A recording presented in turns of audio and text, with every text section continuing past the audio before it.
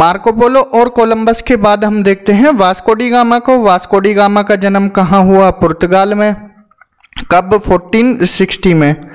तो ये जो रूलर थे पुर्तगाल के, उनके यहाँ पर ये क्या है, उनके कोर्ट में रहते थे और ये क्या थे, एक आर्मी में भी थे। तो ये शुरू से ही इनको नेविगेशन का एक्सपीरियंस था और शिप को कैसे मैनेज किया जाता है ये सब उनको ज्ञान था। तो जो पुर्तगाल के शासक हैं उन्होंने किसको चुना? वास्को डी गामा को। किधर की तरफ? इंडिया की तरफ मार्च करने के लिए, क्योंकि जो वेस्ट वाला पार्ट था उधर की तरफ कौन? कोलंबस गए हुए थे। तो इन्होंने अपना रूट किधर की तरफ अपनाया? ईस्ट की तरफ अपनाया। तो ईस्ट की तरफ ये इंडिया की सर्च के लिए जाने जाते हैं। तो इन्होंने 4 स्मॉल शिप के साथ अपनी जर्नी स्टार्ट की थी। कब? 1497 में।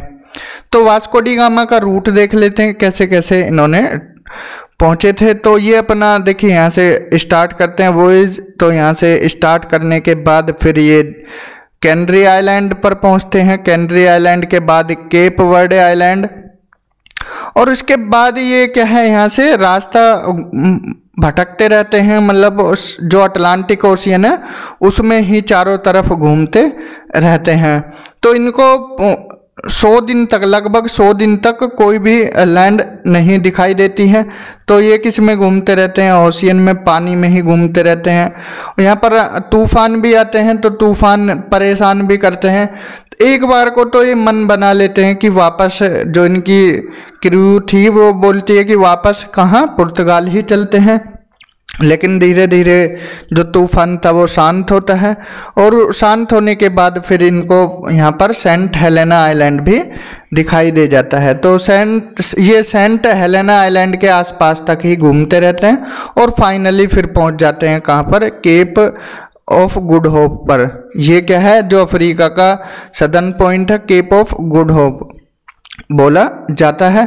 तो उसके बाद ये फिर यहाँ पर जाम्बेजी रिवर की तरफ जाते हैं। फिर ये केनिया भी रुकते हैं। केनिया में यहाँ मालिंडी ये जगह है। तो मोगादिशु होते हुए फिर किधर चले जाते हैं? ये चले नहीं, मोगादिशु बाद में आते हैं। यहाँ पर ये मालिंडी से सीधे कहाँ चले जाते हैं? कालीकट चले जाते हैं। तो इंडिया में पहुँच जाते हैं। इनका स्वागत होता है जैमोरिन के द्वारा। और उसके बाद ये यहाँ से क्या है, भारी मात्रा में मतलब चीज़ें ले जाते हैं, क्योंकि उन्होंने रास्ते में क्या है, अरब ट्रेडर्स को देखा था कि वो अपने साथ अनेकों चीज़ ले जाते थे, जैसे कि गोल्ड, सिल्वर, मतलब अनेकों चीज़ इंडिया से ले जाते थे। तो ये भी यहाँ से मसाले वगैरह और जो इम्पोर्टेंट चीज़ें थी, gold, silver, cloves, pepper, pearl वगैरह यहाँ से काफ़ी मात्रा में ले गए थे। इसके बाद ये फिर वहाँ पहुँचे, इनका भव्य स्वागत हुआ। और तो रास्ते में इनको देखिए यहाँ पर केप ऑफ गुड होप हमने बताया, यहाँ से होते हुए जाम्बेजी रिवर होते हुए महीना गुजारते हैं केनिया में। उसके बाद ये फिर इंडिया की तरफ मूव करते हैं। तो यहाँ पर पहली बार किसकी खोज हुई? स्कर्वी डिजीज़ की खोज हुई। तो स्कर्वी भी हो जाती है और काफ़ी लोग इनके मर भी जाते हैं। मोज़ेम्बिक में वो 4 अरब ट्रेडर्स के शिप देखते हैं और वो भारी मात्रा में सामान ले जाते हैं। तो फिर वास्को डी गामा कब पहुंचते हैं? कैलिकट 28 मई 1498 को। इसके बाद पुर्तगाल पहुंचकर इनका स्वागत होता है अच्छे से। और फिर सेकंड वॉयेज इनका स्टार्ट होता है कब?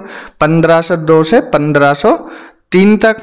और फिर ये क्या है, चलते ही रहते हैं इंडिया की तरफ, और कोचीन में ये फिर रहते हैं। तो इनकी डेथ कोचीन में हो जाती है कब?